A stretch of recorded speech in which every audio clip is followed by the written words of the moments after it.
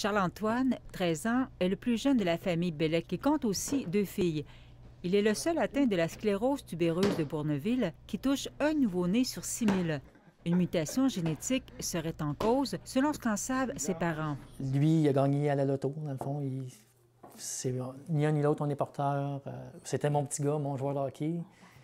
C'était un choc au début. Comme parents, c'est des deuils, c'est d'organiser notre vie différemment. Là.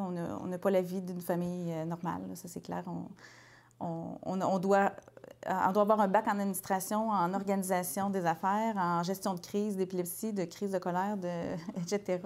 Le syndrome se manifeste par l'apparition de tumeurs bénignes dans les organes comme le cerveau, qui causent principalement de l'épilepsie et parfois, comme Charles-Antoine, des retards de développement et de l'autisme. Peux-tu remplir mon jus? Il parle par pictogramme, à l'école, etc. Il est encore au niveau préscolaire. C'est ces crises d'épilepsie à répétition qui peut faire, ces temps-ci, entre 4 et 10 crises par jour. En raison de son état de santé, Charles-Antoine n'est pas retourné en classe depuis un mois.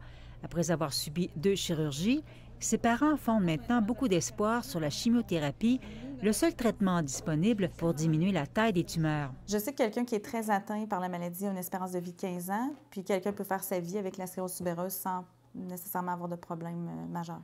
Le combat de Charles-Antoine a trouvé écho auprès de la Fondation Rêve d'enfant qui se mobilise pour lui offrir un spa de natation.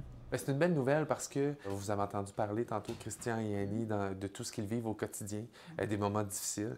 Bien, à travers tout ça, la Fondation Rêve d'enfant vient créer un moment magique. Pour lui mettre un sourire dans le visage au quotidien, c'est un spa de natation. C'est un petit garçon qui adore l'eau. Une activité de financement de Rêve d'enfant pour Charles-Antoine est prévue à Saint-Flavien dans le Binière en fin de semaine.